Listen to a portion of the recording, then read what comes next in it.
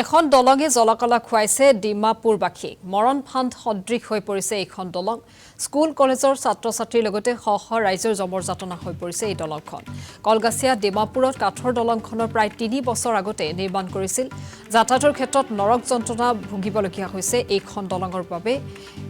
ৰাইজে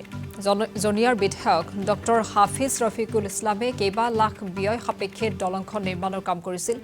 কিন্তু সেয়া সঠিকভাৱে কাম নোহোৱাৰ ফলত দলংখনৰ ৰেলিং কাঠৰ দলং এনেধৰণে ভাঙি যোৱা পৰিলক্ষিত হৈছে বিপদসংকুল যাত্ৰা অব্যাহত ৰাখিবলগীয়া হৈছে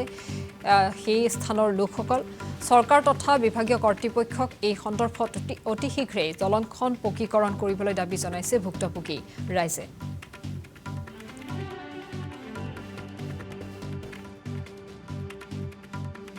দলংখিনি শেষ হৈ গৈছে আমাৰ ৰাইজে অহা যোৱা কৰা খুব অসুবিধা হৈছে আমাৰ বানপানী আহিলে তো আমি ইফালেদি যাবই নোৱাৰোঁ এইটো ৰাস্তা নাই আমাৰ এইটো ৰাস্তা একদম জৰাজীৰ্ণ অৱস্থা কাৰণ আমাৰ যিমান কংগ্ৰেছৰ বিধায়ক হওক আৰু ইডিএফৰ বিধায়ক হওক আমাৰ এই গাঁৱত কাম নকৰে আপুনি চাইছে আপুনি এই ৰাস্তাটো আজি যদি বৰষুণ হয় আমি বাইক লৈ ওলাই যাব নোৱাৰোঁ মানুহ খোজকাঢ়ি যাব নোৱাৰোঁ আমাৰ কোনো প্ৰতিনিধিয়ে আমাৰ এইটো গাঁৱত লক্ষ্য নিদিয়ে আৰু এইটো যিটো আমাৰ জৰাজীৰ্ণ অৱস্থা এই ব্ৰিজখন যিটো কাঠেৰ ব্ৰিজ আছিল এইটো আমাৰ অতি শীঘ্ৰে আমাৰ পকীকৰণ হ'ব লাগে সেইখিনি আমাৰ চৰকাৰৰ ওচৰত আবেদন আমাৰতো ছাত্ৰ ছাত্ৰীটো ইফালেদি বৰষুণ আহিলে যাবই নোৱাৰে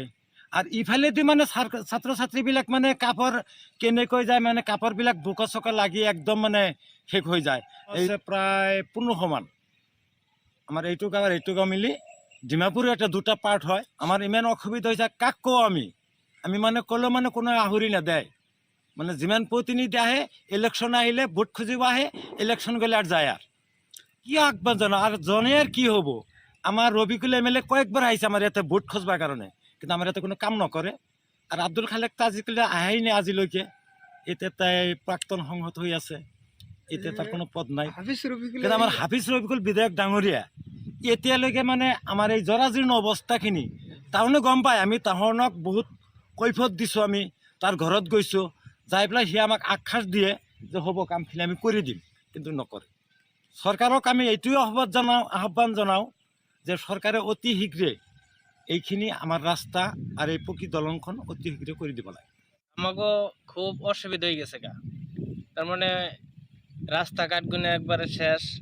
তারপর দলংটাও দিছে কাঠের দলং এই দলংও শেষ মানুষ আপ ডাউনই করবার পারে না